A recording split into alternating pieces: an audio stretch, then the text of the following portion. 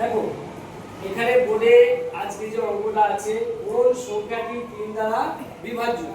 মনে হচ্ছে খুব সোজা অঙ্ক, কিন্তু এই ধরনের অঙ্ক তোমার আমাদের যে চাকরির পরীক্ষা আছে বা বিভিন্ন কম্পিটিশন পরীক্ষা আছে সেই পরীক্ষায় কিন্তু প্রায়ই আসতে থাকে।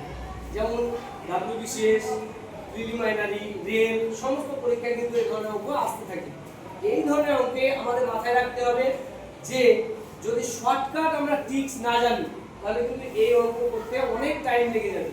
আর তোমার একটা অঙ্ক করতে করতে বাকি কম্পিটিটিভরা যাদের জানা আছে তারা কিন্তু বাকি অঙ্কগুলো করে নেবে, তাহলে তুমি পিছিয়ে যাবে।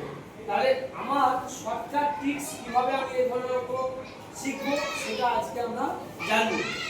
অঙ্কটা কি, কোন সংখ্যাটি 3 দ্বারা বিভাজ্য, মানে এই যে নিচে সংখ্যাগুলো আছে চারটে, এর মধ্যে কোনটা 3 দ্বারা ভাগ যাবে, কোনটা 3 দ্বারা ভাগ যাবে। তাহলে প্রত্যেকটা ক্ষেত্রে যদি আমি ভাগ করে করে দেখি তাহলে কিন্তু কি হবে, অনেক টাইম লেগে যাবে, তাই তো?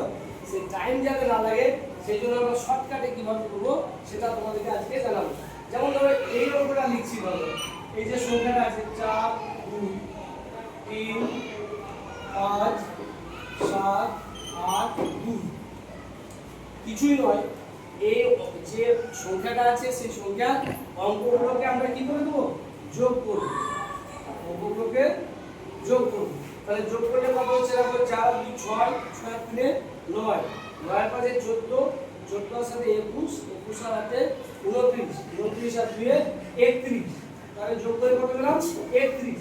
এবার এই দুটোকে যোগ করে দিব, 3 যুক্ত 1 সমান 4। 4 কে কি আবার 3 দিয়ে ভাগ যাচ্ছে, যাচ্ছে না, তাহলে এই সংখ্যাটা আবার 3 দিয়ে ভাগ যাবে না।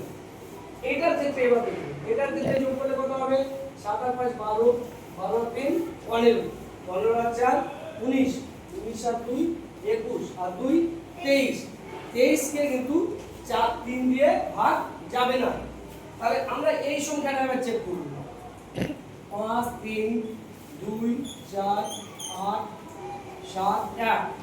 এইটার ক্ষেত্রে যদি আমি ডিজিটগুলোকে অঙ্কগুলোকে যোগ করে দেখি তাহলে কি হবে, 5 আর 3 8 8 আর 2 10 10 আর 4 14 14 আর 8 22 22 আর 7 29 29 আর 1 30।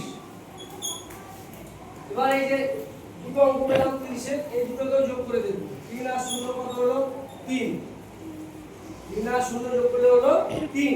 3 কে দেখো আমার এই 3 দিয়ে ভাগ যাচ্ছে, তার মানে এই সংখ্যাটা 3 দ্বারা বিভাজ্য, এই সংখ্যাটা 3 দ্বারা বিভাজ্য হবে। তাহলে এইভাবে শর্টকাটে আমরা কোন সংখ্যাকে 3 দিয়ে ভাগ যাবে বা কোন সংখ্যাকে 11 দ্বারা ভাগ যাবে এইগুলা কিন্তু আমরা শিখব।